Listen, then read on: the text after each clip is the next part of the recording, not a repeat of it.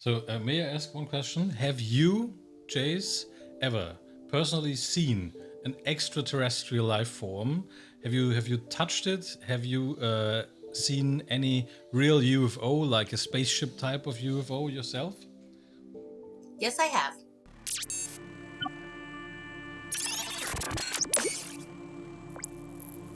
This Oh, wonderful book here you wrote a few years ago. It's called Admissible, and we're very glad to have you here in our collective podcast. Chase Kloetzke here, how to document and how to work in your field. Maybe you could explain what is your field again and what do you do all around? I became an UFO investigator originally through MUFON, which is great for beginners. And what I found over the years were there's so much more to it. And we were trying to, like, I felt like MUFON was just trying to reinvent the wheel. And the truth is, if we want to have admissible results, you investigate a UFO or alleged UFO crash or experience the same way you would do a murder or a robbery. The process has to be the same, and you have to document it properly. You, forensically take your evidence properly, or it's just another story.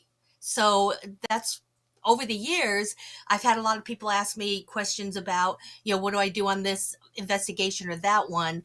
And I've learned from a lot of mistakes, so it was nice to be able to share like some of the things I've learned in the field. For example, don't put UFO investigator and all these things on your car, because when you pull up to a witness's house, they may not want their neighbors to know they called, right?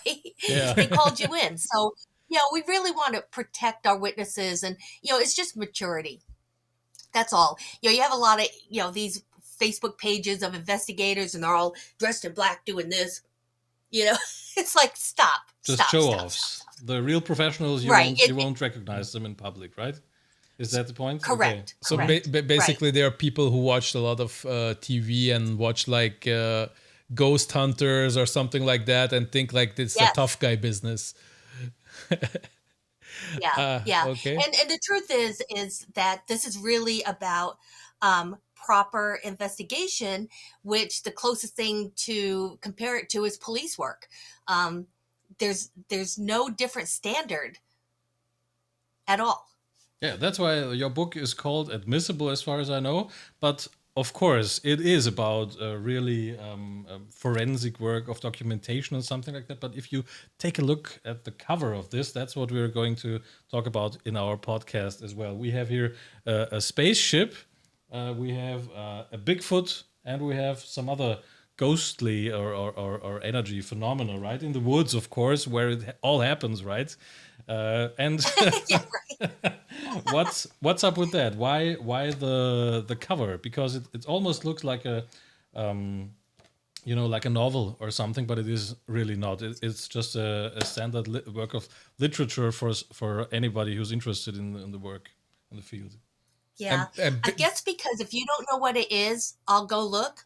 So Yeah. I don't care if, like, a witness really believes they saw a Bigfoot or a monster. I've been in the swamps of Louisiana, New Orleans, Louisiana, looking for the Honey Island swamp monster, to the coal mines in Kentucky, because Okay. these hardcore leatherneck miners have seen a lizard man. So we can't discount all of it. And what we're learning lately, because of Skinwalker Ranch, is that it's not. It could be all connected. This could be portal, interdimensional. There's so many theories that are opened up because of we have to follow the evidence. I know a lot of people don't like it. We don't like to mix our science and all. People that hunt Bigfoot or look for Bigfoot don't believe in UFOs. They don't believe it has anything to do with that. But that's not what we're finding in our evidence. So that's something we really have to consider. but just to explain to our listeners and viewers, uh, Skinwalker Ranch. That's a very very important name in the UFO world. Can you like give us a explanation what the Skinwalker Ranch is and what's its significance in ufology right now, especially? Yeah, absolutely. Skinwalker Ranch is a ranch that really became a hotspot of activity, and there was the Shermans who owned it that were really having some very, very bizarre sightings, such as a huge dog, like his shoulders come up to your shoulders, like this huge animal, and there's just all these weird things, and so it caught the imagination of one of our aerospace engineers, a billionaire named Robert Bigelow, who ended up buying the property because he wanted to study scientifically, which is so important. Scientific. So he forms a group called NIDS, and they're just the big, like some of the biggest names and kind of the quiet professionals and the quiet rock stars of the scientific community, and they investigate for years. What happens is they start experiencing things like a big hole opening up and a very tall, hairy creature comes out of it like a Bigfoot. Now, when you have these guys that are skeptics and they're PhDs that are highly noted in their field start telling that what they witnessed, it means something. So what they found was not so much, not every event was like a spaceship coming from, out of this world on a full tank of gas and a Red Bull. What they were finding is that a lot of the stuff seemed to be interdimensional. And I think it changed a lot, especially in the Bigfoot area, Mm-hmm. because most Bigfoot sightings, you'll see like 2 or 3 footprints and then they disappear. Well, how does that happen? Come on, guys. Mm. Follow the evidence, follow the science. So Skinwalker Ranch, and it continues to deliver with UFO activity, what you would consider UFO activity, but also like the strangest phenomena, including what they call hitchhikers, which we know in the paranormal world is very common when you're in an area that has pretty much negative activity. And a lot of times they just attach and go home with you. So it really opened the door, and I think has expanded the field that we need to pay attention to. Now, to add more to that, now you have some of the biggest government whistleblowers like Chris Mellon, Lou Elizondo, and many, many more coming out that have been there and have seen it too. They don't believe this is just nuts and bolts coming, from outer Mm. space. So it's such an exciting time right now. Exactly. The time is very exciting because, as you know it, but like for our listeners, in the like 2 years ago, Pentagon basically admitted that UFOs, but they call it UIDs, I think, or UDIs, something like that. It's UAPs, UAPs, unidentified yes. aerial phenomena. Yeah, they call it Yeah, UAPs. Yeah. yeah. That UAPs are like a real thing, and they just threw out a bunch of footage from Different aircraft. from aircrafts, from jets, from ships, from land-based cameras that like they gave out this treasure trove of material out to the world, and they were like, they are a thing, we don't know what it is, like basically, but we admit to their existence. Well, but was it really a treasure trove? Oh my I gosh, think it guys. was a few clips, right? Was it a treasure trove? Was it more than the clips we saw on TV? Oh, it absolutely was, Okay. because not only like did the Nimitz or the gimbal come out, but Exactly. you Yeah. also had other pilots coming out. So, Yeah. Mm-hmm. you have even Ryan Graves, who is still active duty, talking about they see these all the time. Yeah. So, how Mm-hmm. shocking Or is that? When the United Commander Fravor was one of the Yes, very high profile ones. Who was he's a first. yeah, he was like, he's retired, I guess, but he came out He is, and he's a and Top Gun trained pilot. So exactly. Yeah. this is a guy who's very serious, but he's also an adrenaline junkie. So, Mm. you know, we asked him, one of the questions I asked him is, what did you think when you saw this? And he says, I'd like to fly it. Yeah, exactly. Mm-hmm. That's very interesting. Like that's shows you his mindset as a pilot. Yeah. The first thing he thinks is like, "Damn, it's going so fast. I would like to fly it to see how it handles."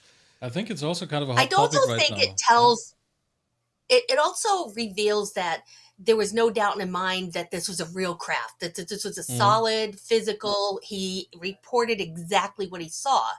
And there was no mistaking, like maybe it was a mirage or whatever. It's like there's so much coming out right now that that's just not even on the table anymore. So it's shocking. You guys, I never saw disclosure or admitting or this whole UFO topic being confirmed, being done by the intelligence community Yeah. of our government. No one likes them. It's like, I was just so stunned. And then as the information kept coming out, I realized there was no other way it would have ever been taken that seriously. So we're lucky today. Yeah.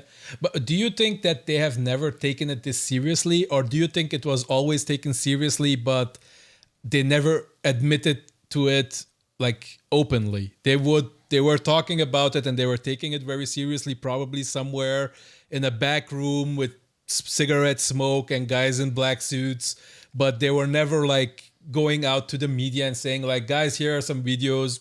We don't know what they are.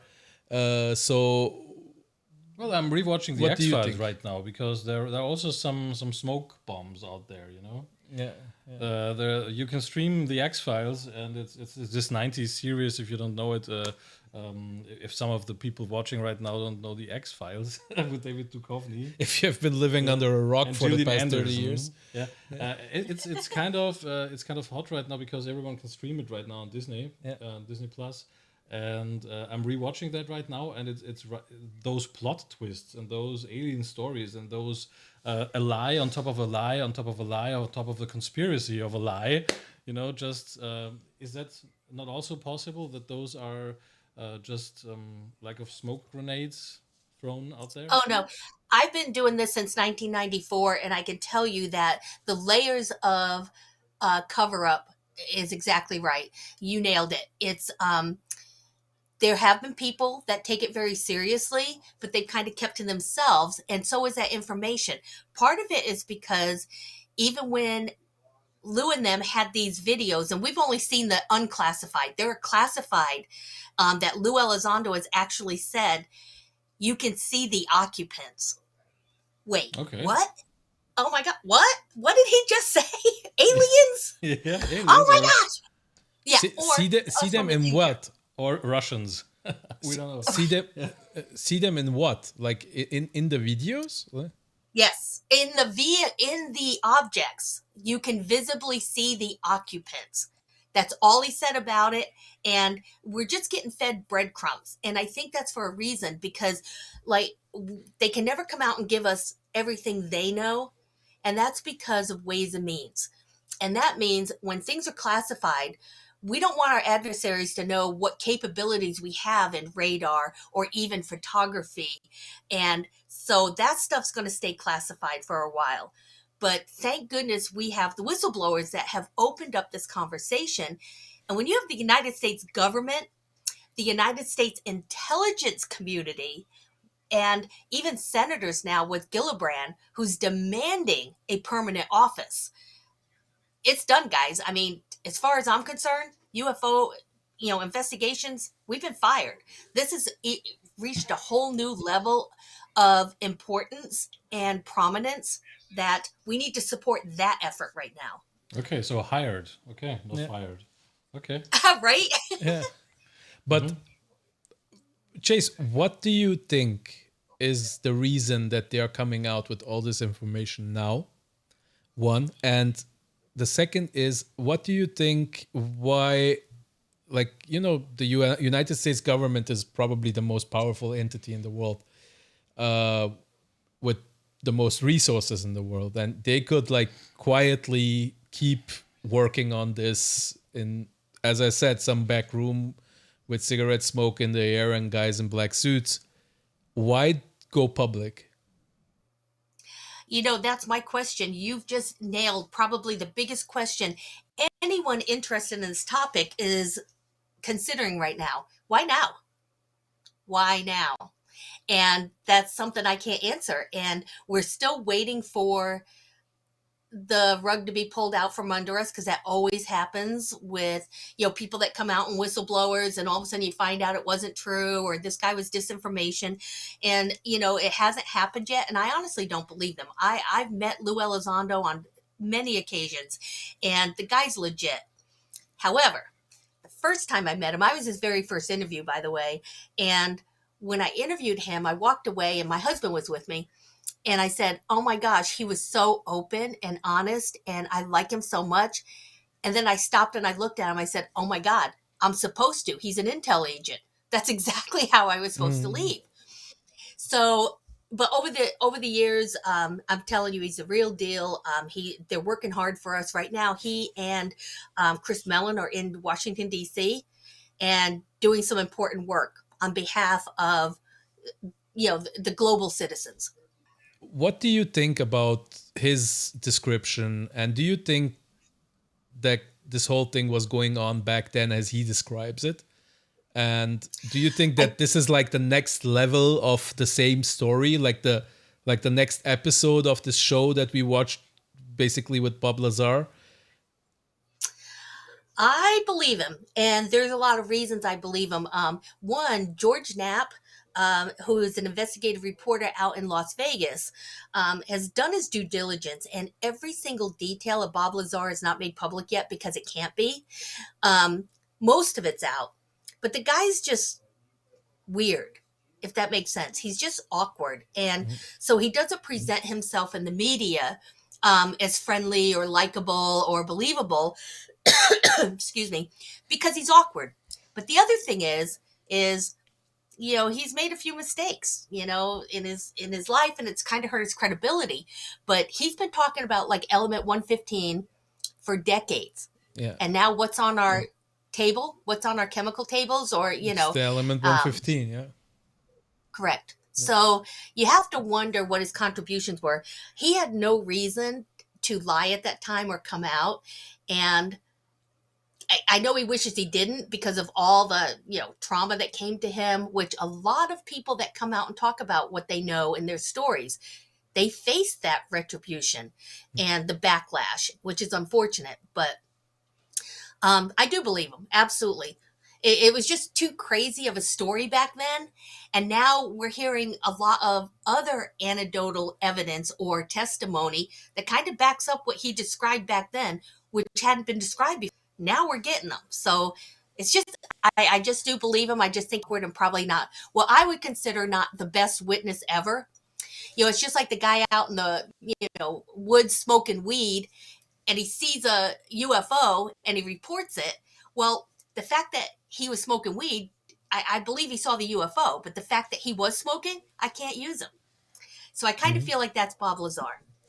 Well, why I ask specifically about Bob Lazar is because Bob Lazar was the first UFO person. Because, as Manuel was talking about, we grew up with X-Files, and we want to believe. Like, that's like, we are believers. Like, we want this to be real.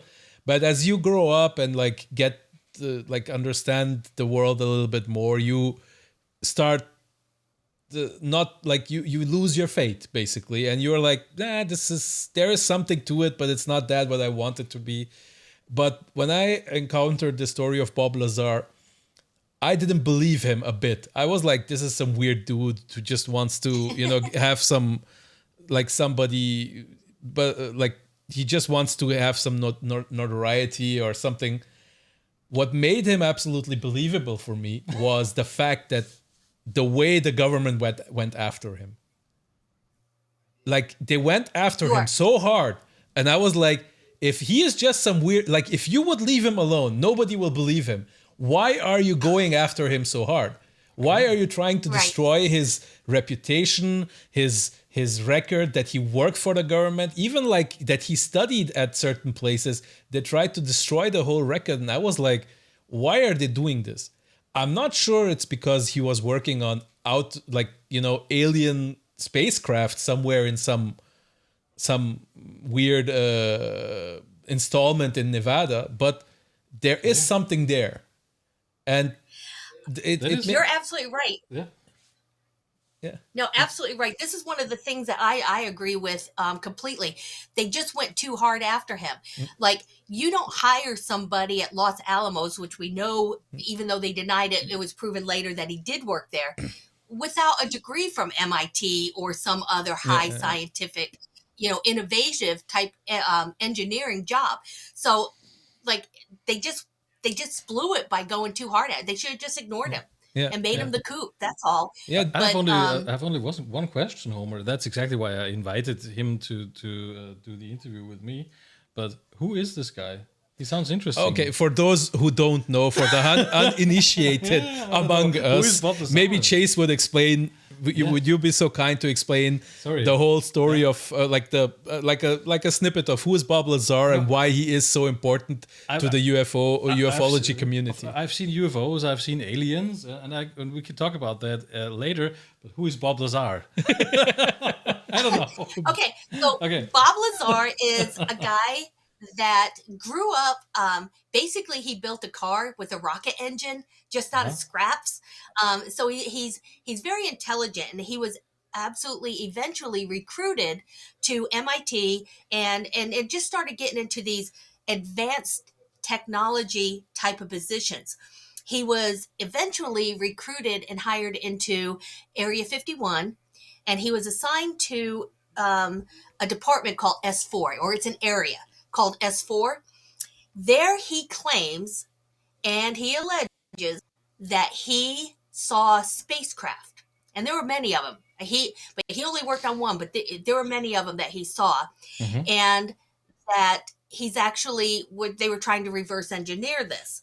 Well, he ends up meeting a journalist named George Knapp, and he tells his story and says, "Hey, I can prove it.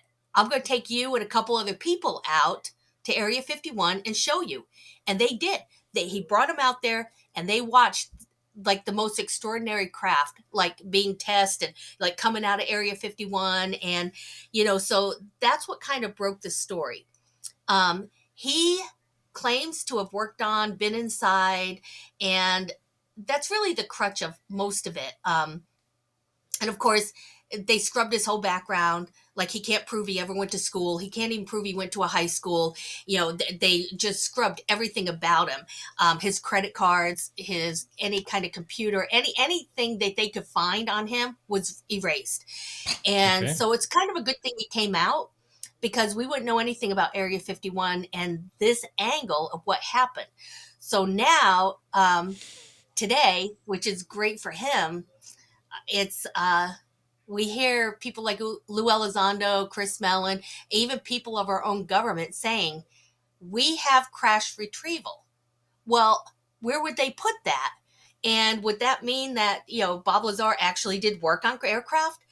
The other thing that came out was when he was working there, one of his supervisors told him that not all of these are like crash retrievals.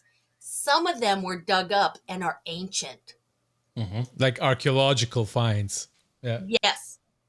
That's crazy. I mean, I about fell off my chair when I heard that. I mean, that was the first time I heard it. And I heard that on an interview with George Knapp and Jeremy Corbell.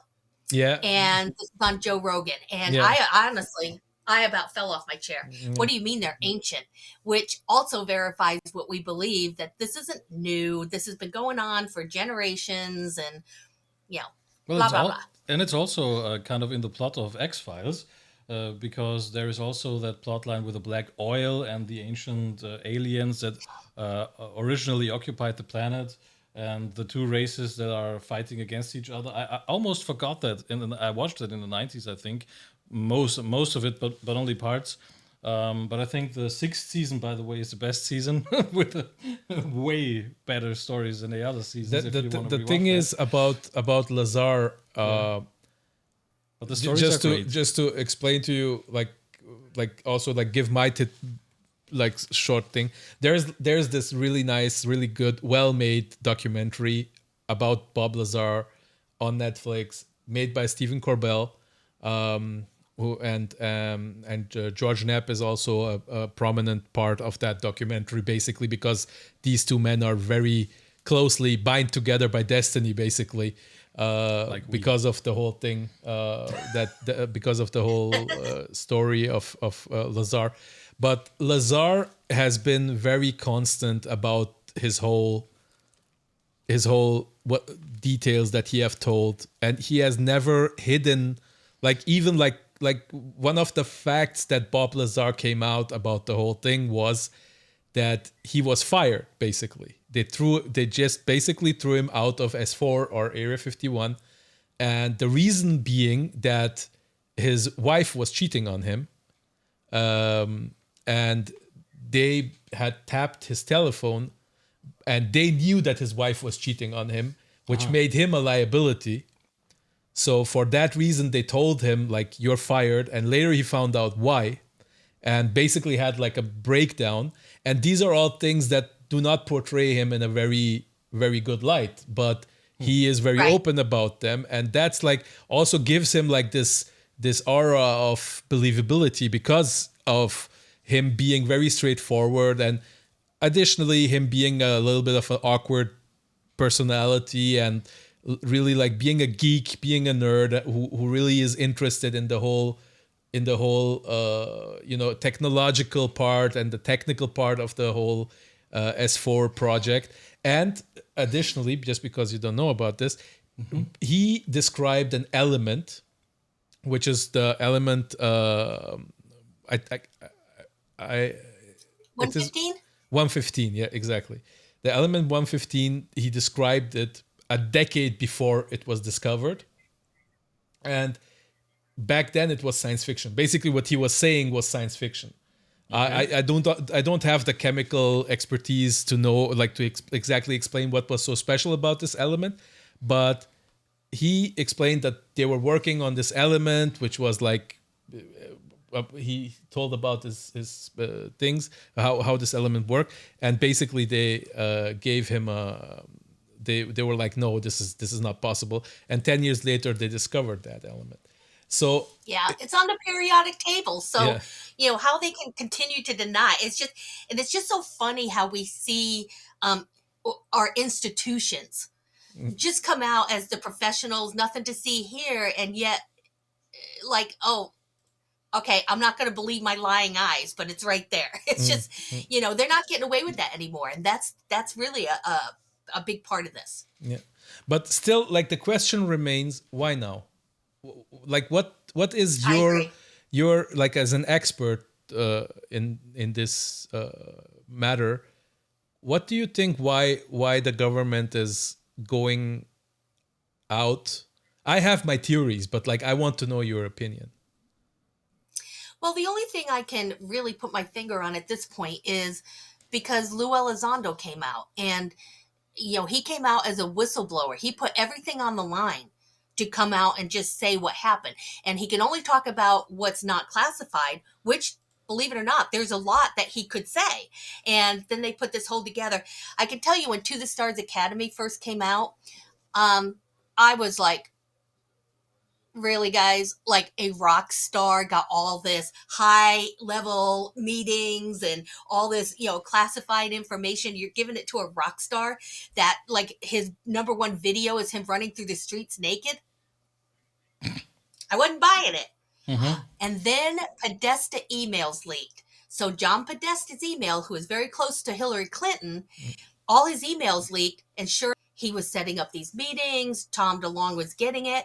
And now all of a sudden you have, like, stellar reputations of Chris Mellon and Steve Justice out of Skunk Works in Lockheed Martin. And you have all these guys getting together, and they're sharing information, and they're putting together a strategy of how to get this information out. Now, why are they doing that now? It's still one of my questions, like, why now? But I just think that there came a time when Lou Elizondo, running ATIP, wasn't getting what he needed. He wasn't getting the cooperation because, he would go and, say something or need a professional Navy analyst for something. And they're like, wait, what do you look for? A UFO? And it's just, it just wasn't working without the backing of facts. So once they came out and the facts were given and a lot of this information came to light, they kind of have to give it reasonable um, cooperation. When you have, like I said, Representative Gillibrand demanding a permanent UFO investigation office is opened in Washington, D.C., under the Pentagon with all cooperations, access to anything they need. Um, this is no longer fiction.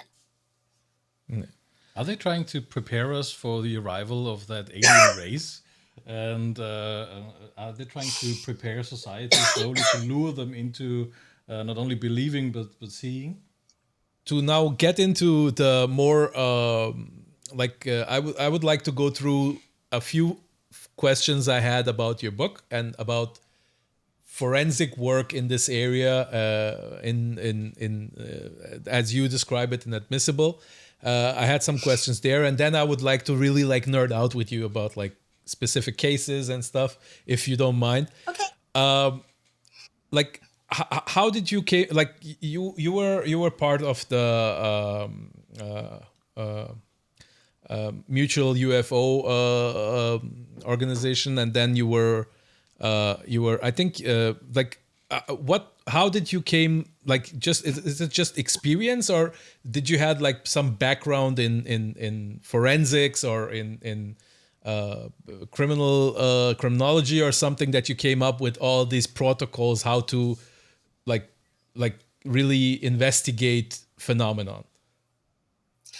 I think like I have no background in this, and just joining MUFON, like I said, it's great for beginners, but after a while, you realize, well, why this case doesn't seem to, like, the public still has answers. And then I realized, well, you have to be better at this. Like, you can certify a testimony so it's admissible. So a witness statement can be done that way. And we owe it to the witnesses to give them every possible advantage in coming up with a true answer on their case, good or bad, true or false.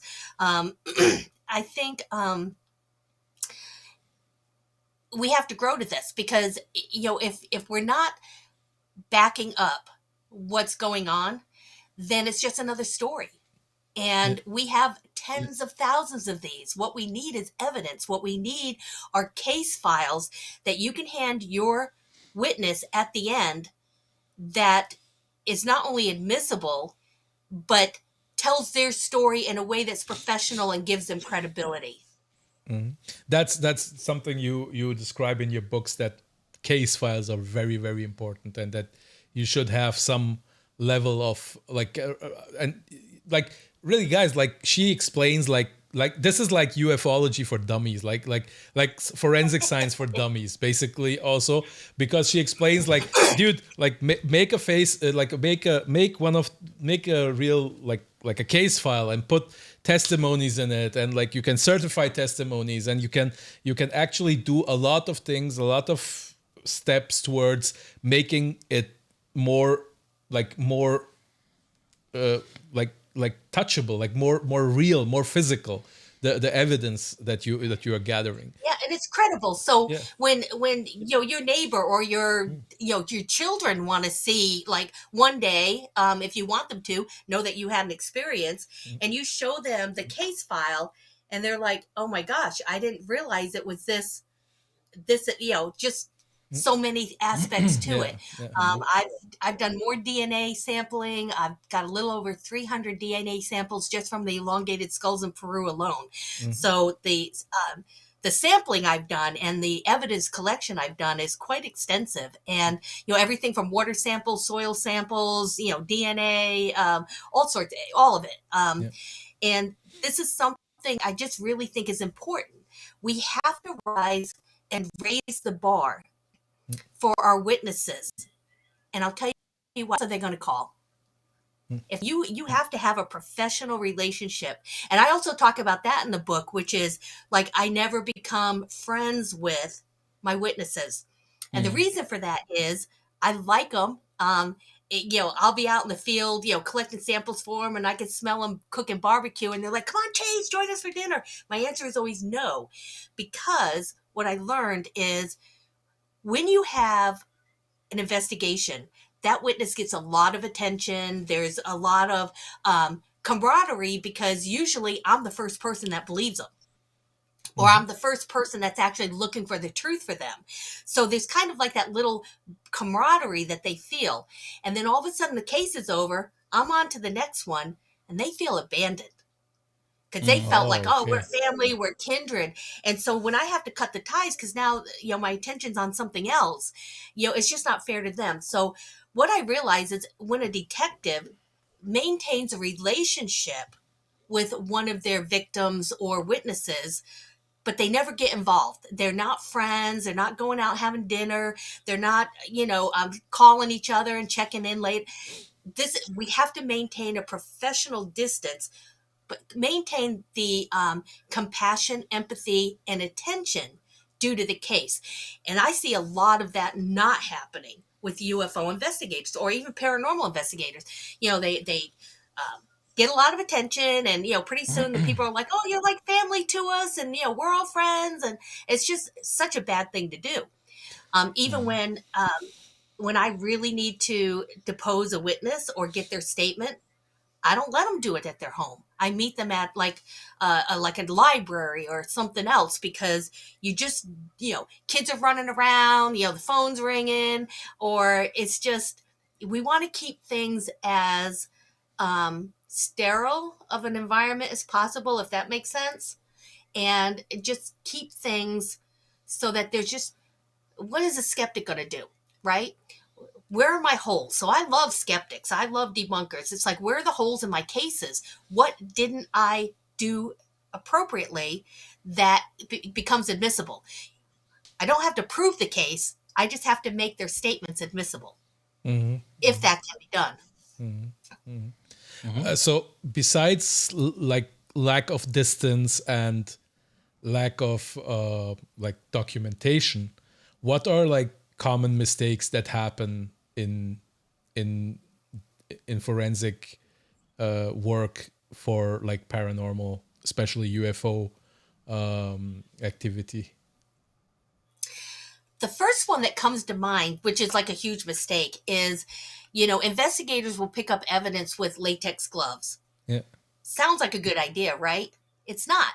Latex gloves protects you. They're not sterile. Sterile gloves protects your evidence.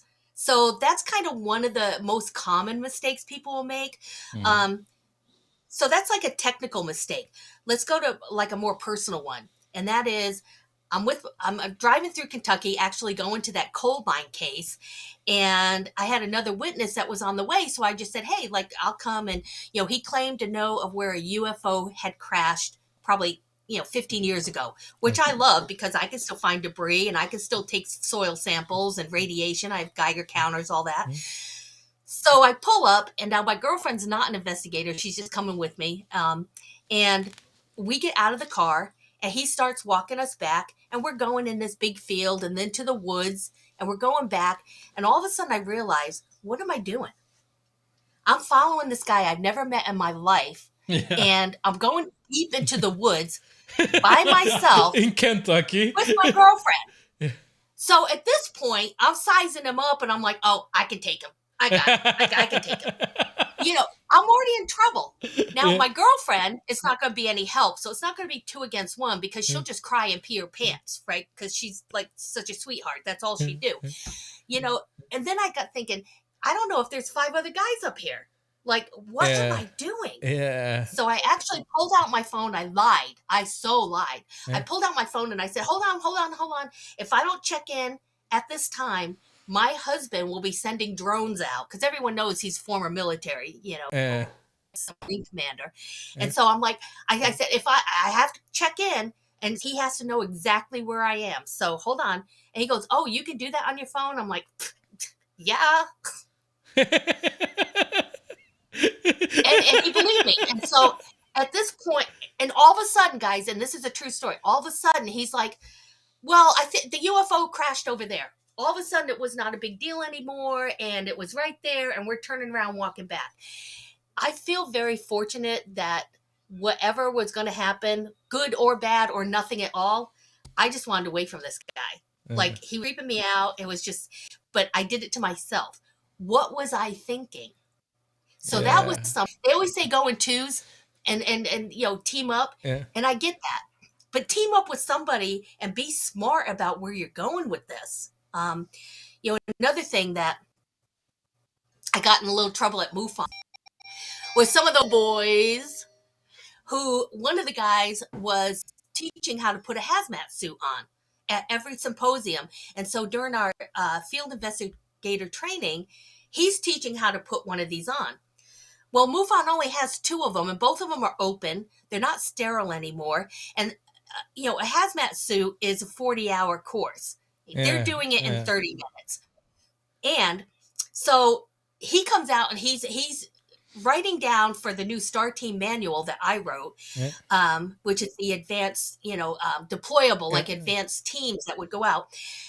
And he's writing these protocols down. And I'm like, wait, I'm STAR team manager.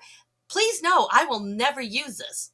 I will never send a volunteer into an NBC situation, nuclear, biological, or chemical situation, because what? They have to go home to their family. They get contaminated. They go home to their family. They get sick, and they're dealing with life issues and pain for the rest of their life. Oh, wait. What if they do pick up that that sample? Where do you want them to put it? In their trunk? What do you want to do? Like, so is he going to drive it home? Is he going to drop it in a post office, box?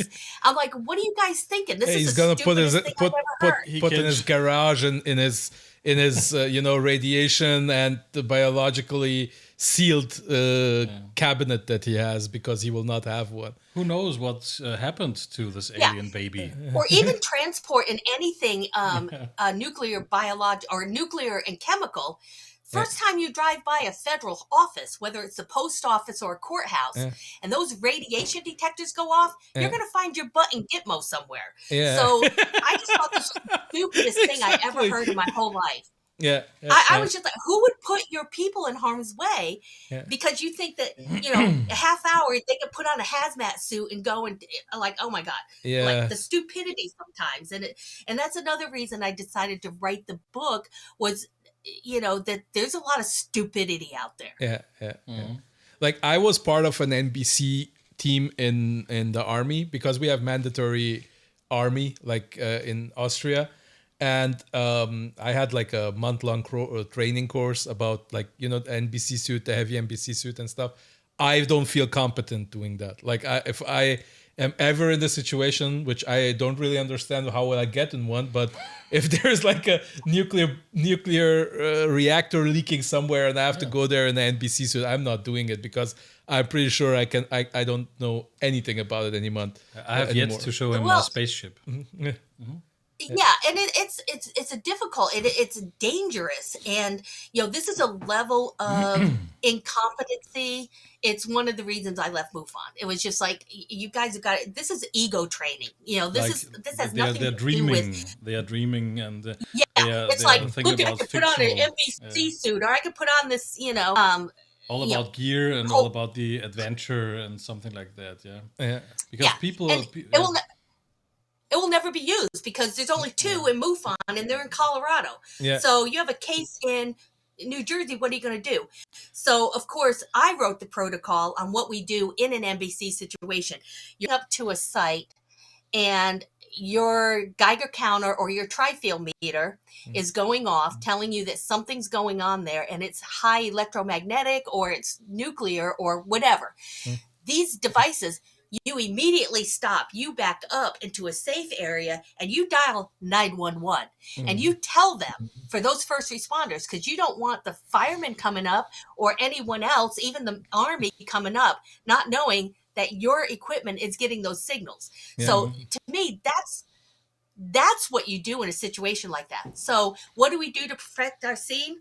Oh, I'd take down every license plate of every car that drove by. I would be taking pictures of, like, military, all this kind of stuff in a nice safe location way back behind a tree. So you're still getting something. You can still say that, the military responded, or it was just this, and then, a little later. So this is how we handle things smartly and not get hurt. Yeah. So basically there is like a lot of LARPing going on in MUFON.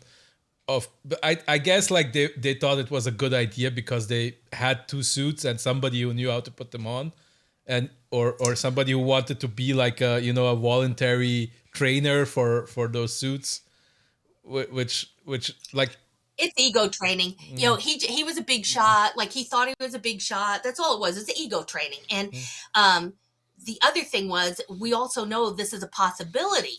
So in a way, it's like, we get that. So, but really going to teach people that don't have access to that equipment how to put it on in 30 minutes, which is 40-hour course, but it's like, it's so stupid. It's the stupidest thing I ever heard.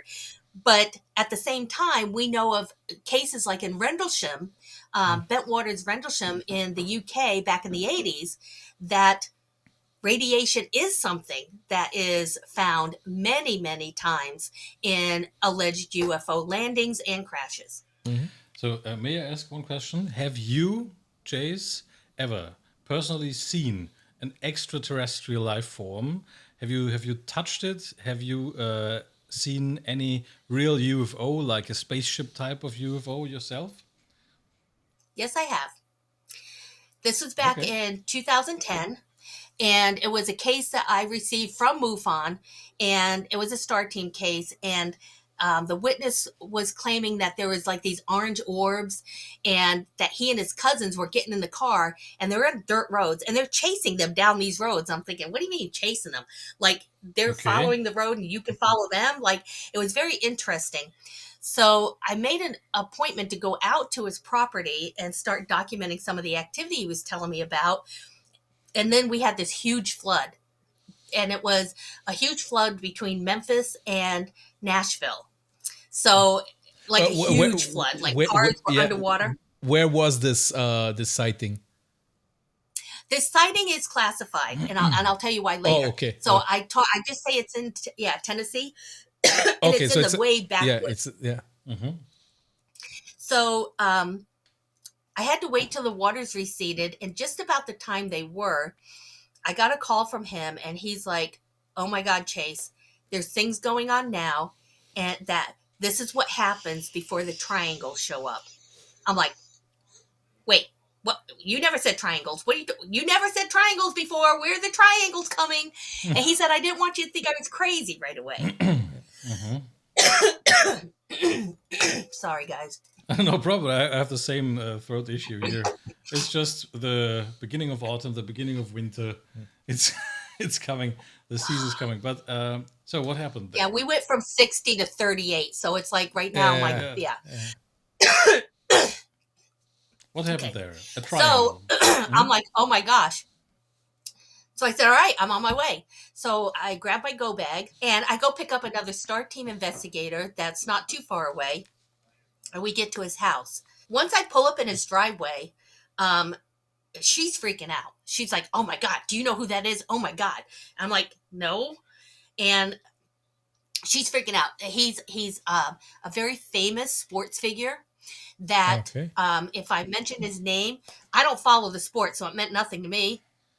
But very famous. And he asked to always be confidential because of his professional career, but also his wife didn't want his kids to be, "Oh, you're crazy dad in the UFOs." Because they were still in like elementary school and little. So, but anyway, as soon as I got there, he's like, come on. You're not like they're right up here. So he brings me to the end of his driveway, being the other investigator. And he says, "Look up." And I do. And it took a minute for my eyes to adjust, but I see this like little group of lights. And they like all come together and they're doing something like this, which is a nice turnaround, moving together. And then all of a sudden, boom, they separate. Already I'm seeing things I've never seen before. I'm pretty impressed. I'm excited.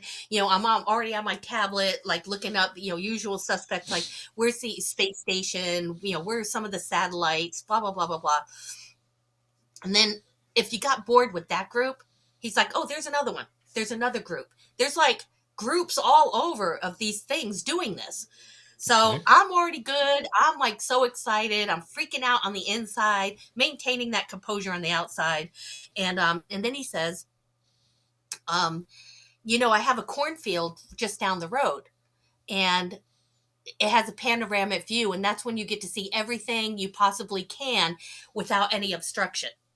Mm-hmm. So being the awesome person I am, I jump in that truck with him and we go down the road and it's like into this cornfield. And the first thing he does is he comes out and I get in the back of his truck and I'm trying to set up my equipment and he has a big shotgun. And I'm thinking, oh, yep, serial killer. I knew it. I knew it. Yeah. And he said, no, Chase. He says, we have a problem with coyotes and this is just in case, Yeah. Okay. one comes up. So already we know that the mindset is like we have here where I live today is you don't call the police. You call them after the fact. Whatever happens, you have to take care of it yourself. So this is not a guy who's afraid or running or he's very comfortable where he is. And so I start setting up my equipment and he gets all excited. He actually like kind of taps it. Chase. He goes, here it comes. I knew it. I knew this was going to happen. And I look up and he points out and I see a light. And it was like this white light and it's coming towards me or coming towards us. And then two more pop behind it. I'm like, oh my God, there's three of them, three lights.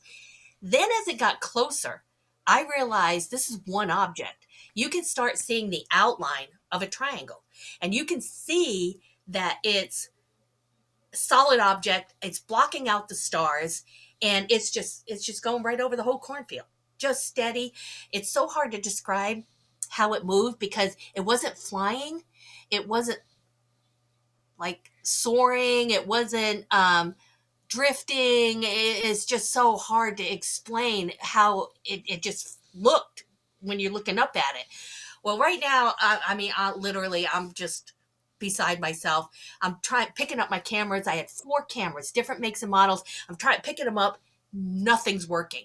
I'm so frustrated. I think I dropped the F-bomb. I said, I'm going to throw this effing camera across this field in a minute. Like, what's going on?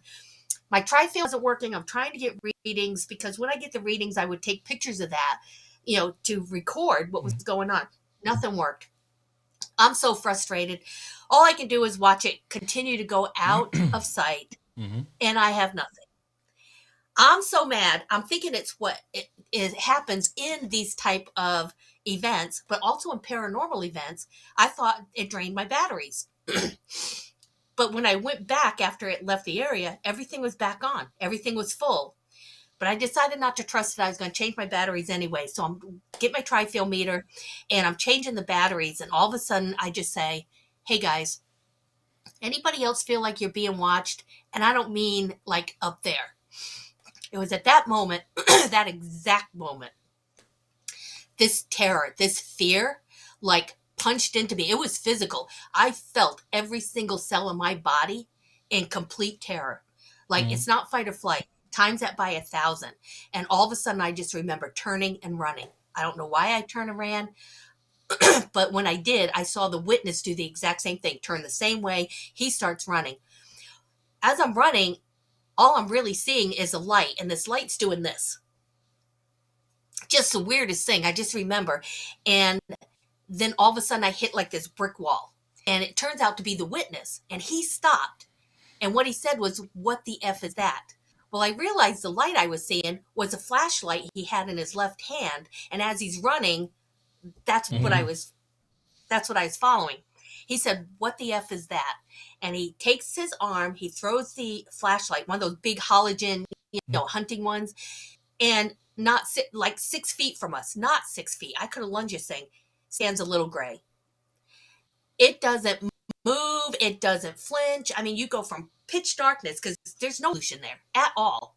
It's so to a halogen, flashlight, there's nothing. So I just remember being absolutely stunned, and we just turned and started running again. We get in his truck. We drive up to his driveway. We all get out. I don't remember where that fear left me. I have no idea. But by the time we're back in the driveway, we jump out, and I'm just like, Like I think all I said was, "What the hell? What just happened?" Like I was just I couldn't believe it. And I just felt a little disoriented just for a little bit. It didn't take long before, census came back. And I just remember saying to the other investigator, we need to call this in. Like, we need a state director. We need, more help out here. This is just ridiculous. But we were back in the field within 30 minutes because I saw something out there. So I have footprints. I mean, I'm thinking I can even get some DNA if I get out there right away and all this is going on. I could track because remember the floodwaters had just receded, so it was a little muddy. Mm-hmm. I could see every step we took. I could even see where we stopped. There is nothing about that little being there. And of course, again, frustrating. I even thought like his cousins, like what if his cousins came down and they put like a little alien out there or whatever? And, but I'm telling you guys, when he threw that flashlight and I looked and I saw that being, it was stoic. It could have been a machine, except for the eyes. Those eyes, I just can't even try. They were alive, and I just don't know what else to say about it except that's exactly what happened that night.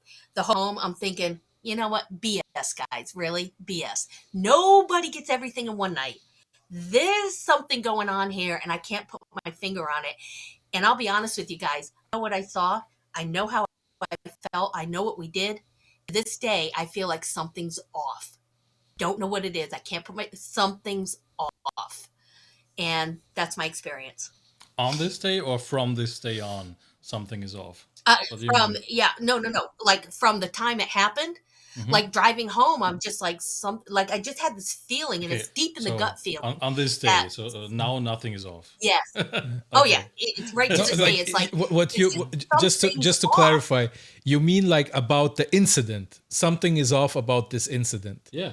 like that. Yeah, That there's something wrong with this whole thing. Yeah, it's like a Yeah. kind. Many people. I have experienced it myself, as you describe it in the book and in the stories you shared. This feeling of terror of wanting to run away, to get away, and actually having no clue what you're running away from. That's what a friend of mine, what one of my best friends, like back in high school, and me had also in, of course, a wood. I don't know why aliens would prefer always excluded exclusively the woods. I don't know. It was only a very small wood actually, right near to a village where I was living, and I had also a very strange experience. But I just wanted to talk about this part of running away and having this fear for your life, and you don't know really why. It happened to both of us at the same time, and we can't really explain it.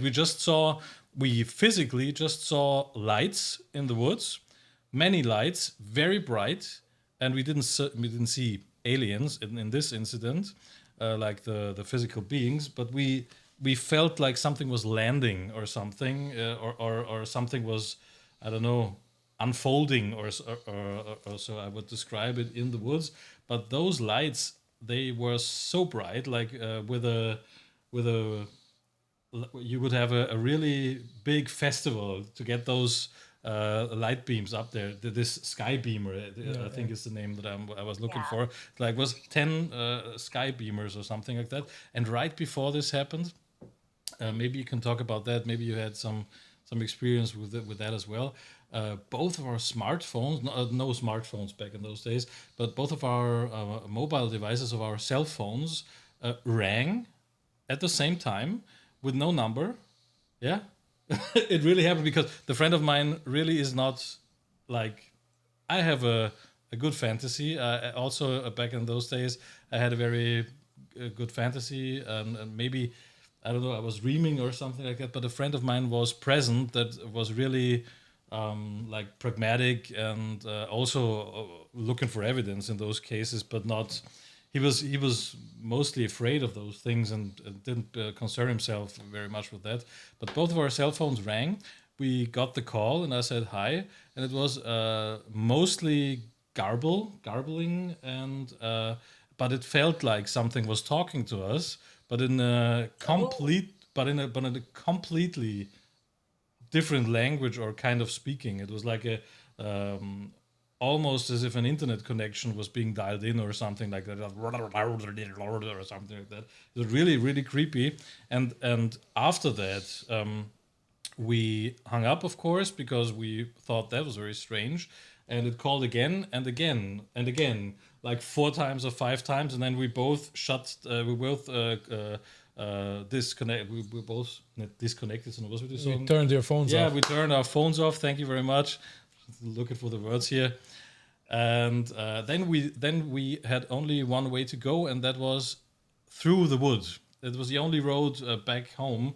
We had to go through this wood. We were not afraid of something at this time. And then we saw the lights. Then we got extremely afraid, terrified, and we ran off, and we drove off actually with a motorbike at that time as far as we can, as fast as we could. And when we got back home to the house of my grandmother, we both also looked to each other and said, "What are we running away from, actually?" And I thought, Yeah, also, I want to go back. I said, I really want to go back to see what's there. And we went yeah, back. it's We went back. Nothing was there. it's Also, really same story. strange feeling. Yeah.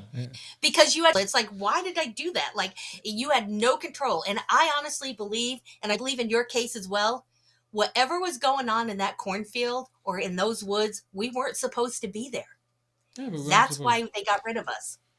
But the question, like, which I have is like, wherever these phenomenon are coming from, if it's like extraterrestrial or extra dimensional or like temporal, like some sort of temporal shift, like visitors from future or whatever. First of all, they must be like significantly technologically advanced than our civilization. And then they have to, like, they have to have superior knowledge about our world, and like they can literally, like, if you believe the David Fravor story with the Tic Tac UFO, it's basically like it traveled like a few hundred, like 80 kilometers in about a second, which is like it disappeared and appeared, and it was very like very sophisticated. Whatever technology it was using, it didn't had any thrusters, it didn't had any jet engines to travel. It was basically like, if you believe the Lazar story, he said it's like it uses gravitational, like it's like a gravitational, it creates its own gravity and like moves forward by gravity. So it's basically swimming through gravity. Like, it's the medium it's using to fly is not air, which like planes would be doing, or helicopters. It is using gravity as the medium to move through. I think there are forms that can't fly at all. Yeah, It's aerodynamically impossible for them to fly, right? Yeah. Chase, which forms have you seen? Have you seen one that I have seen? An octahedron, like 2 pyramids on top of each other, like with the bottoms attached to each other, for example. Is that common? I don't know. I haven't read anything. I haven't read much on that topic on the internet because I googled, but maybe you have heard something about that. So even though they were like 2 pyramids, it was shaped like a diamond. Yeah, like a diamond. Yeah. Okay, so one of the most famous cases here in the States is the Cash Landrum. And these were 2 ladies with their grandson and nephew in the back seat coming back from a church meeting, and literally saw exactly what you're describing. And it was something that came up to them, and she was so intrigued. She actually believed it was the second coming of Christ at the time. And they got out of their car, these 2 ladies, and to just look at it, they were mesmerized. They couldn't believe it. And then they go to get back in the car because they get scared because it's starting to come closer, and she burns her hand on the handle of the car because the car was getting so hot. They were feeling the heat. She gets back in. All of a sudden, she claims all these black helicopters come in and they're chasing the object away. Okay. Unfortunately, she ends up with horrific radiation burns. She has lifetime of, sickness and just health problems, and she was never well again. She was just suffering horribly. And the other lady had some, and the little boy that stayed in the back seat had just a little tiny bit, but they're losing their hair, her fingernails are coming off. Wow. And Okay. this was something, yeah. So but yes, that pyramids on top, I have heard of it before. Yeah. I guess I'm really lucky then, because this thing stayed over our house, I think, for 15 minutes or something like that. Oh, wow. Yeah. Okay, so it can turn something off, as obviously, because nothing happened health-wise yet. But he has turned slightly stupid since then, so it might be. No. Have I When told he you starts about glowing, Yeah, I'll call call 911. 911. that? No, I'm not wearing an NBC suit and trying to help him. I'm calling 911. and I got the photo finished. Our house was completely sharp. Everything was perfect in our garden, in the house, in the frame. This thing completely unsharp, out of focus, but it was there. It was there. But it looks like a black out of focus thing. It could be a stone or something like that. Like the classic UFO things you would the classic. I think it's a classic, right? That these things are not in focus, right? Well, and I think even Lou Elizondo has come out, but we've heard this theory before, that it's just a different time. It's a different vibration. So we're never going to get a solid, perfect picture because they're operating in a different vibration than we are. And that's, you always hear that, why people can't get a clear shot of a UFO. Yeah. And, we have cell phones that take pictures of moon craters. Yeah, So why are we not getting clear pictures? So, I think there's something to that theory because not everybody can be, shaky fingers or, not everybody could just be not getting the shot. Yeah, but that's to come back to my question. Thank you. I never heard that story before, Manuel. Yeah. I think I never shared it, right? No, you never shared that. Yeah, because it's also because of, I don't think, because there was something happening afterwards as well in the coming days and weeks. But I can tell you more about that. But later. you could have told me this because I already think that you're crazy. So that would have not done any harm. So my question is, if we're obviously dealing with some sort of advanced technology, advanced civilization, or whatever, wherever, whenever they are from, but why, do they want to be seen or they don't want to be seen? Because if they don't want to be seen, they could probably do something that we would never see them. But if they want to be seen, why play this game of hide and seek? Why not just yeah, why are they coming? Why are they even coming for recreational purposes? Yeah, because That's the question. It's like, what do they want? And when you think about everything they do is in the darkness and behind the scenes, that they're not giving us that information, you wonder what the motives are. And is it because we're just ants and they just don't think, we don't explain to an ant why we're going to, cover their anthill or why we're spraying them with poison, or is it that, they just don't need to? They don't need to. But everything that, we blame the government for keeping secrets. But I've always said the last 10 years, I always remind people, they're not telling us either. So this is a secret ETs want to keep, at least for now. They're not telling. At any moment, they could land in Central Park, could land in Berlin. They could, at any point, and they don't. At any point, they could save part of humanity from sending nuclear weapons, to Nagasaki and Hiroshima. At any moment, they could stop ISIS and the horrific treatment of humanity, at any point, and they don't. They don't. They're more observers or they're here for own specific reasons and they don't owe us any explanation. So, but that's I also why don't I get don't trust they're yeah. all in light and they're all good aliens and they're going to save us. Yeah. We've needed saving for a really long time now. Look what we've done to our planet. Yes, but the question is if it's not bad enough yet. Yeah, I Like don't know. we don't know, because like the worst thing that has happened to us is the worst thing that has happened to us. So we don't know how how much more we can actually do. But But I don't know. Maybe this thing going on with the with coronavirus and the environment at the same time is just a segue to get them into rescuing us. You know, that's how maybe they are going to be revealed or something like that. That could be a plot line. I'm not sure we deserve rescuing. Where you got to rescue, um, terror, Well, why like not? some of the things we're doing. Think of just some of the things that are being done behind closed doors between, fathers and kids. And, just, I just don't think we're at a point where who would want us in a galactic community? I'm just being honest. Well, think about Star Trek Voyager, for example. They could be nice, of course, and they also saved some other species from themselves in Stargate or Star Trek, and they were on the brink of destroying themselves. Sometimes they let it they let it be, but sometimes they help them out. I don't well, know.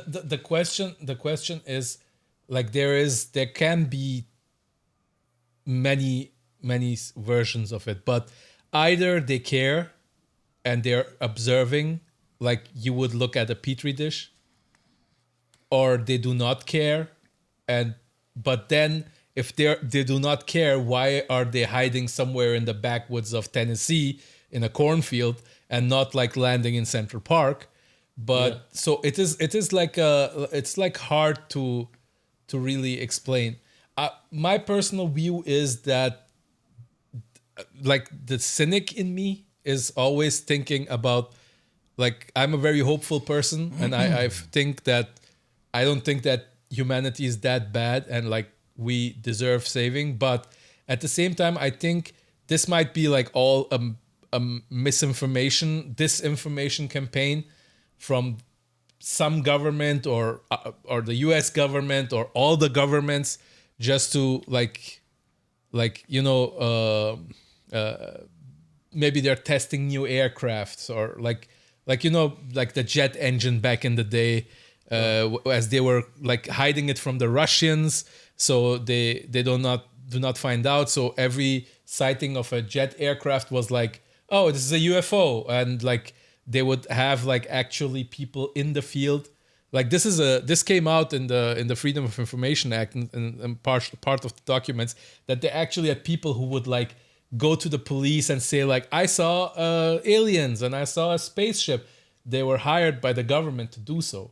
Like, they're Right. like agent Right. provocateurs. What? Yes, Okay. and they would go, and because like they were testing some aircrafts in the area. Like, they were actually like legit, like some new really high end, like supersonic jets.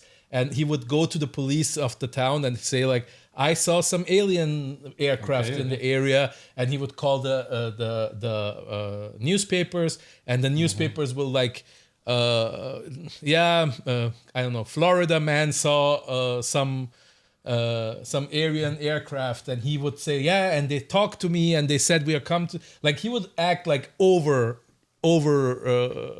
the like he would really go overboard with the story. And then they took me and they put some stuff in my butt, and then That's exactly what I was going to talk Yeah. about, because the flying phenomenon is one thing, Yeah. but the medical experiments, Chase, why are they doing this to us? Sorry, but why? No. Bad timing. I just Yeah. honestly, I'm thinking the same thing. It's is it DNA? Is it hybridization? There's a lot of reasons to believe that. Yeah. I'm actually associate producer, and appear in a film, an award-winning film, I have to say, because I'm just really proud of it, called "Extraordinary: The Seeding." And we address this, hybridization, the missing fetus syndrome that a lot of abducted women face. And so what we're finding is that, you know, is it possible it's hybridization? Of course it is. It's very possible. Or are they just kind of keeping track of our advancement, our DNA changes? I don't know if you're a religious person or not. I'm kind of not really, but when you think about the Bible states, and of course, most any religion that follows the Old Testament, will tell you Moses lived to like 800 years. These people like, People live Pharaoh's, long, yeah. reigned for 1,000 years. And then all of a sudden, what happened? Like all of a sudden there's a reset. It seems like flood, and after Noah, like we're different. We don't live that long. And are these genetic things that have happened that they're just keeping track of? And it also seems to be generational. So if your family, if you've been abducted, chances are other people in your family have been too, going way, way back. So that's why I kind of theorize that this could be just checking the DNA process. Yeah, that's what... the case of Betty and Barney Hill? I do. Yeah, it's like a very famous case of a couple. Like there are there is this like a legit thing that happens to people when they are cross-examined about something that didn't happen, and they suddenly start thinking it happened. Like, do you think that's like Betty and Barney Hill's story is legit, or is it like some case of false testimony where they even believe that there's something happened there which didn't really happen? What's the story? It's honestly could you please explain to Manuel what Betty and Barney Hill is about, because he's not very literate about this. No. Okay, so Betty and Barney Hill are a biracial couple, and early in the 1960s, like 1962, in New Hampshire, all of a sudden they're coming home from a trip, and they see a craft landing in the road, and they see these beings come out. Barney gets out. Oh, sorry. Bless you. Barney gets out of the car, and he starts to get really frightened because now he's seeing these creatures that he's never seen before. Next thing you know, they're driving home. They have a lot of missing time, and like things of that night just don't make sense. Like, Betty's dress feels funny. It's not like how she wore it. Barney has like scrape marks on the back of his shoes, like he's been dragged. And so these are things that they just decided to figure out what happened in those missing hours. So they actually report to a hypnotist that actually hypnotizes them, and they recall everything. Barney was terrified. He was screaming. Absolutely. During the thing hypnosis. They did to her. Yeah. But he's reliving his event of what happened when he was taken, and Betty did the same thing. Very painful experiments, very violating type things happen, like collecting sperm. Like, no man wants that, right? It's just humiliating, just debilitating things and painful things that they went through. Well, they came forward and talked about it. Now, this is 1962 in America. Yeah. Biracial couples were not yeah. accepted. Right. So to bring that kind of attention on yourself, I was abducted by aliens, took the what's the size of Texas. Like, for them to even come out was more than courageous. They knew what happened to them. Over the years, they asked Betty, like Betty claimed that she asked them, "Where are you from?" And they showed her a map, and she drew it out, and she drew this map out exactly what it was. And for years, people laughed at her and said, "There you go, she's a liar," because it was inaccurate. Until about 15 years ago, when a stronger telescope found 2 more stars, and now her star map is perfect. Okay. Didn't know that in 1962. Wow. Yeah. There was also some residue on her dress. It's kind of like residue that they've had tested that to this day they can't describe what it is. So there's a lot of physical evidence that we don't get with a lot of others, like Travis Walton, which is also an amazing case, which I believe 100%. But Betty and Barney Hill, there's just they were the first ones to come out. The creatures they described, this is just something that. There were no TV shows. There were no X-Files. There were no books on abductions. They weren't like podcasts or, this was new. This is what happened to us. And there was no as Star crazy Trek. as it sounds, Yeah. like aliens were Right. like really something, like it was not in popular knowledge, like it was not something as accessible as to us, like we know Yeah. what the little gray But is, like all of us. you can also remember that's the time where we were growing up as well, because maybe you know it. No, because we met later on in a higher degree of school, in the business school we met. Yeah. But we had no television for a very long time, until I was like 14 years old. I have not seen anything on TV. Yeah. And yeah, I was also, I think, no evidence, abducted in this time, because there were no Star Trek and other science fiction series as well. I was really going to bed, being abducted, being experimented on sometimes. I've seen aliens around me, but most of the time, 99% of the time, I was waking up after that and thinking, oh, it was just a bad dream. I don't know Okay. what it is. I was not really keen on being abducted by aliens or something like that.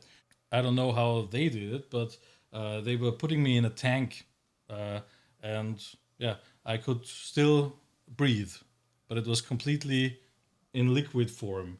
I could see that I was like underwater or in some kind of liquid. Yeah. Well, we've Have you done that heard some? before. Have you? What do you We've mean? done that before for 9 months in your mom's belly. So, we Oh, okay, breathed and yeah. we had the oxygen. So we're I have not capable thought about that. physically of Yeah. doing Ah. that. The other thing is when you're Okay. talking about the lasers and how there's no blood, I kept thinking of cattle mutilations. And, What do you I'm mean? glad they Which cattle mutilation? mutilations.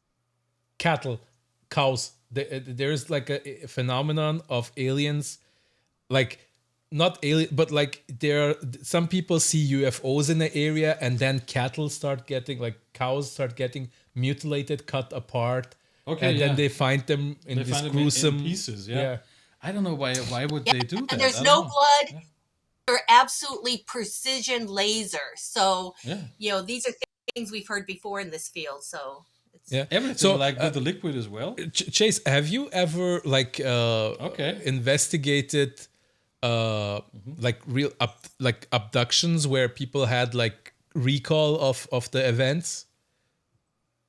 Yeah. And to tell you the truth, guys, I think people who have experienced one-on-one abductions and the abductees or contactees, it's a special population. And there's I think most people are so ready for answers. Not that they'll believe anything, but I don't believe I have the skill sets they deserve.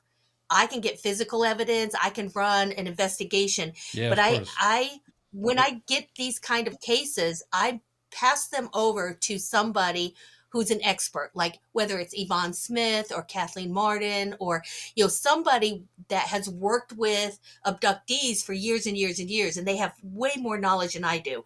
And because I'm afraid to hurt somebody, like emotionally, or like I say one thing and it affects them physically, or maybe they believe me and that's not really what happened. So Mm. I move on and I pass them on to what I consider experts, because it's a special population. Anybody who's experienced contact is dealing with something most people won't understand. So it's best way to describe it, a special population, and they deserve better than me. That's Very diplomatic. that's Yeah. admirable actually, because Yeah.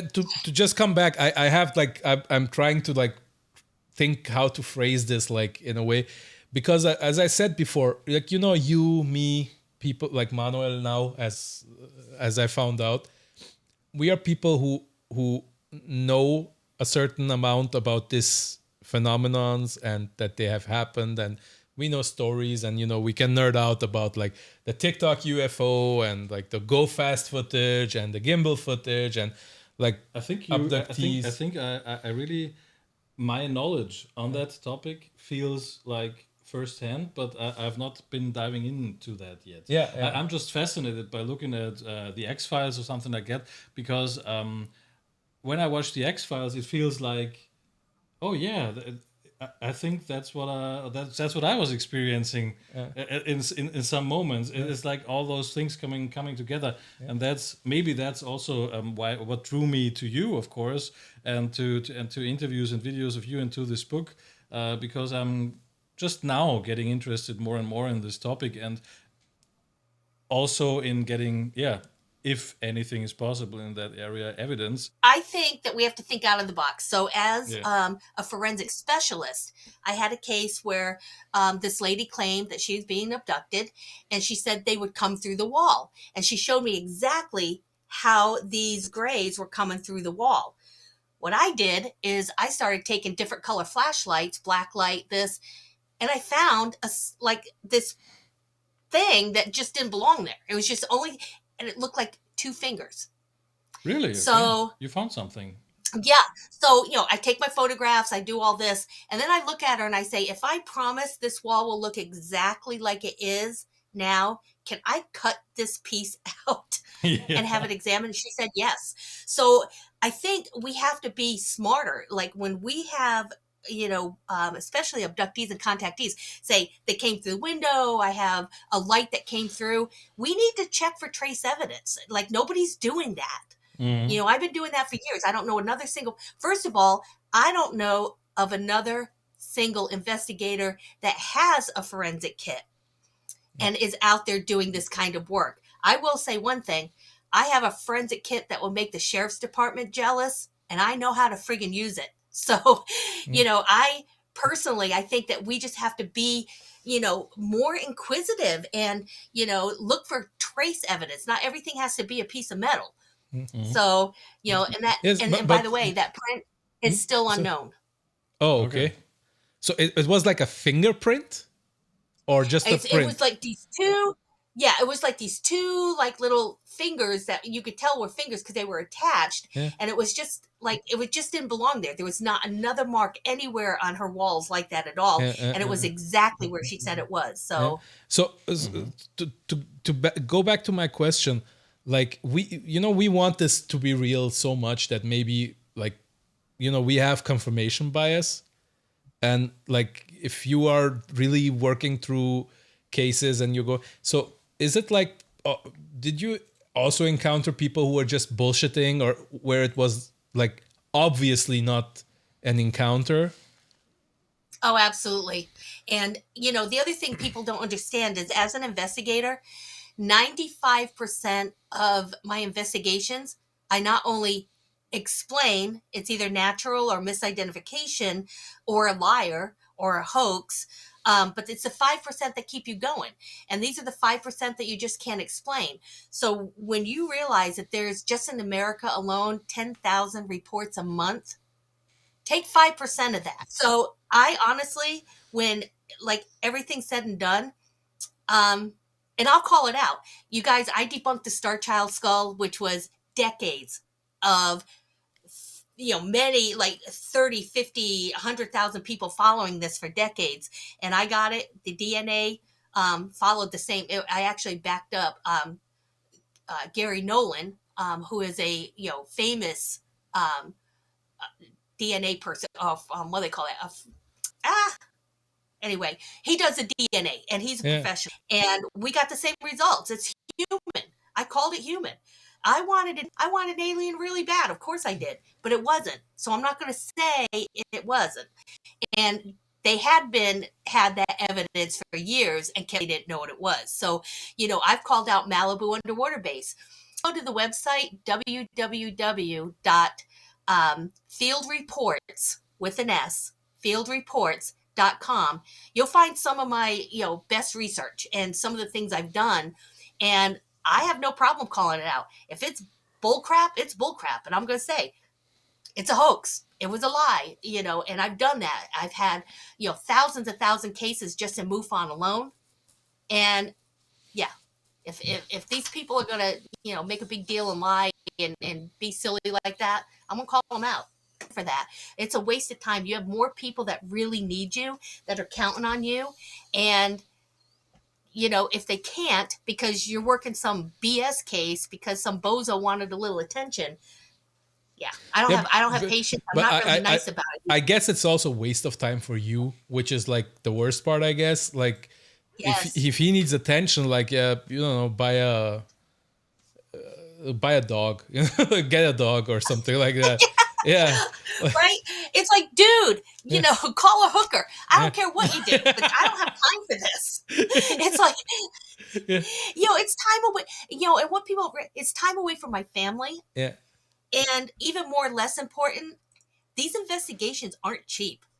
Mm. I have spent thousands of dollars out of my own pocket. I've never accepted a penny for any case, never. And I haven't accepted a piece of candy or dinner. Mm. It's and they get expensive. Have DNA run costs a couple $1,000s. I've it's been up to 5,000 before. So that comes out of my pocket. No, actually, it doesn't. It comes out of my husband's pocket, who's been very, very generous in letting me have the means to do what I like to do, and I've forever, eternally be grateful to him for that. And he's always been extremely supportive. When he had a job, he didn't have to. I mean, he's active duty officer in the Navy, and his wife is chasing UFOs. Well, now I don't look so crazy to some of these ladies that kind of teased me about it. I don't look so crazy anymore. But at any time, he could have told me to stop, and I would have, because this is his career or my passion. So, and he never did, not one time. And he was never embarrassed to tell anyone about it either. He had my books on display in his offices. He had my posters. Like, he was never shy about supporting me at all. So, I think that's why you have to have that kind of support, whether it's your family or friends. You have to find that tribe or those people, and that's how you go forward. Chase, one final question from me. What is Chase doing nowadays? Like, what's your plans for the future? Are you planning on writing another book? Are you planning on doing some like further? Are you still working? Are you still investigating cases, or are you like retired and you will let the Pentagon do the future work? That's actually the smart way to put it. If I had somebody call me and they had a forensic case, absolutely I'd be in my car. But right now I'm not doing the normal, like, let me go and see if there's evidence or anything like that. And I'll be honest with you, I'm not doing a lot of podcasts and, radio shows or even conferences anymore. I have not accepted one invitation to a conference this year at all, because I prefer going international. It's why I said this to you guys. You're in Germany or Austria, and I'm just like, absolutely. Here in the States, I've done so much. I'm preaching to the choir. It's just rehashing the same old information. So, I'm really reaching out more international. On my Twitter and Facebook page, I posted a segment I did with Russian television, and it's just, I love that. So I just think the United States is really on a good path right now. We have a lot of people that have really given good content, and now what are you going to provide that's bigger than what the military and the technology that they can produce? What am I going to do out there with my little camera, my little tri-field meter? It's like, even forensically, I'd be there. And Lou knows that. Lou Elizondo knows if they need something collected, I'm the one they're going to call. I'm the only one that does it. So pretty excited about that. But right now it's mostly just, really enjoy talking to people like you guys. It's very important. Yeah. We would love to get you back on our show when some new evidence comes out, because like in the past COVID bill in the US Congress, they had this segment where it was basically they wanted funding for UFO research in the government. And we hope that soon some things will make news, at least, I think they increased it, right? I think they increased the budget. They did increase. Under They Trump. actually gave a budget to research these phenomenons, and and they're calling for a permanent office. Isn't like ATIP, which is like, just this little team that's kind of being a little clandestine, and this is going to be a legit office permanent that has all the resources that they're going to need. So Yeah. there's going to be a lot more coming out. Lou Elizondo and a lot of these guys, Lou put out a tweet just a couple days ago that said, "This is the quiet before the storm, guys, because trust me, there's a big thing coming. There's a storm is coming.